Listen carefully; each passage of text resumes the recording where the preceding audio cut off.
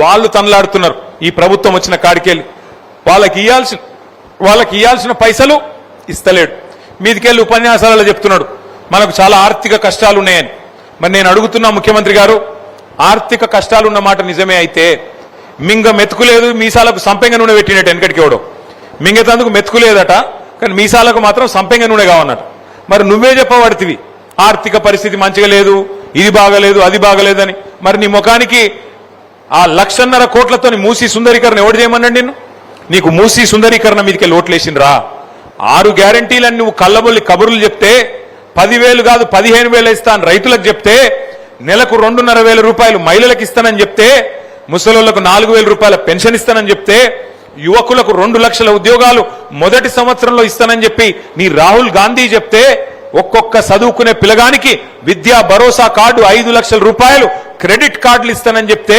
చదువుకునే ఆడపిల్లలకు బ్రహ్మాండంగా స్కూటీలు ఇస్తానని చెప్తే ఇవన్నీ ఈయన నమ్మి 10 ఏళ్ళు కేసీఆర్ను చూసినాం కదా ఒక్కసారి వీళ్ళని చూద్దాం ఏంది అని చూసిండ్రు ఇప్పుడు చూసిన పాపానికి ఏమైంది అంటే అన్నా కేసీఆర్ అన్నా ఎక్కడున్నావు అని చెప్పి అలా ఇండ్లు కూలగొడుతుంటే లొల్లి పెడుతున్నారు అందుకే కేసీఆర్ గారు మనం చెప్పిండు కత్తేమో వానికి ఇస్త్రీ యుద్ధమేమో నన్ను చేయమని పడితిరి యాడికెళ్ళి చేయాలి నేను అని కేసీఆర్ గారు ఇవాళ చెప్తా ఉన్నారు అందుకే ఆలోచించుకొని ఓటేయాలి ఎవరు మనకు మంచి చేసే నాయకుడు ఎవరు రాష్ట్రం తెచ్చిన నాయకుడు ఎవరు రాష్ట్రం రాకుండా తెలంగాణ ఉద్యమకారుల మీద తుపాకీ పట్టుకొని పోయిన నాయకుడు ఎవరు ఆనాడు తెలంగాణ కోసం సావు నోట్లో తలబెట్టి తెలంగాణ తెచ్చిన నాయకుడు ఈ ఆలోచనలన్నీ మనకుంటే మనం కరెక్ట్ గా ఆలోచిస్తేనే మనకు న్యాయం జరుగుతుంది తప్ప లేకపోతే మాత్రం న్యాయం జరగదు ఇవాళ ఈ రాష్ట్రంలో ప్రజలు రైతులు ముఖ్యంగా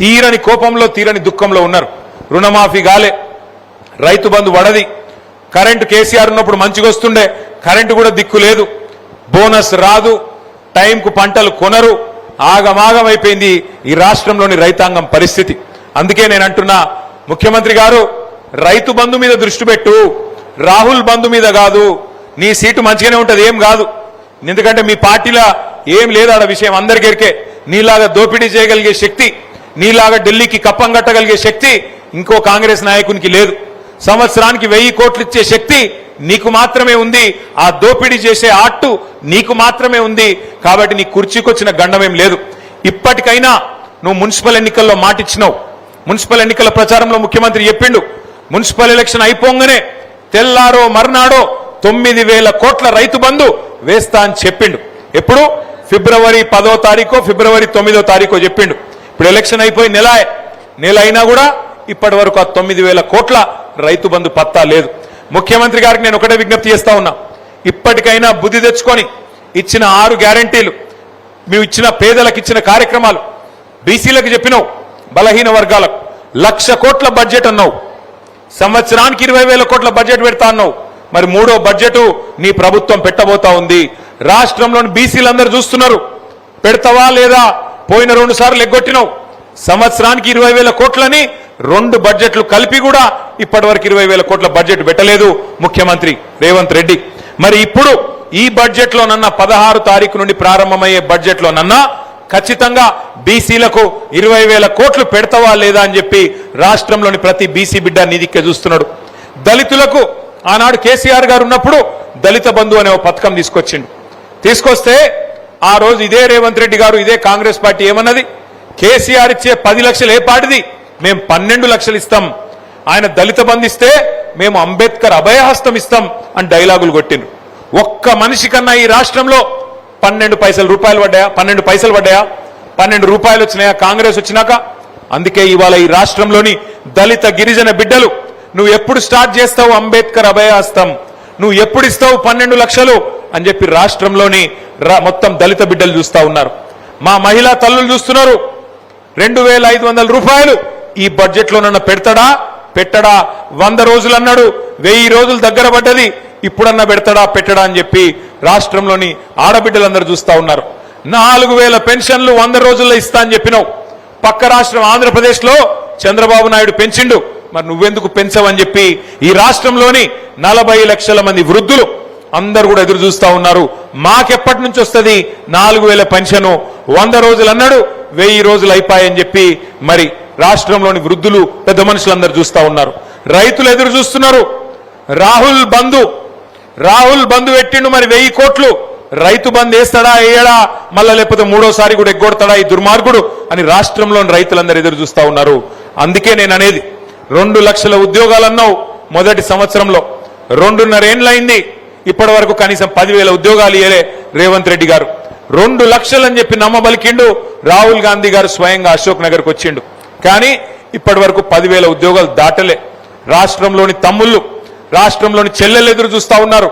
ఎప్పుడు వస్తాయి నువ్వు చెప్పిన 2 లక్షల ఉద్యోగాలు, ఎక్కడ పోయింది నువ్వు చెప్పిన జాబ్ క్యాలెండరు అని చెప్పి రాష్ట్రంలోని తమ్ముళ్ళు చెల్లెళ్ళు వాళ్ళు కూడా ఎదురు చూస్తా ఉన్నారు. దయచేసి నేను ప్రభుత్వాన్ని కోరుతా ఉన్నా, ఇప్పుడు ఏ ఎన్నికలు లేవు, ఇప్పట్లో ఏ ఎన్నికలు లేవు కాబట్టి ఆలోచించి ఇప్పుడైనా బడ్జెట్లో వెంటనే ఈ కేటాయింపులు చేయండి. చేసి మీరు హామీలు ఇచ్చిన ప్రతి ఒక్కరికి న్యాయం చేయమని చెప్పి నేను డిమాండ్ చేస్తా ఉన్నా. రాహుల్ గాంధీ ఇంకొక మాట కూడా చెప్పిండు. 6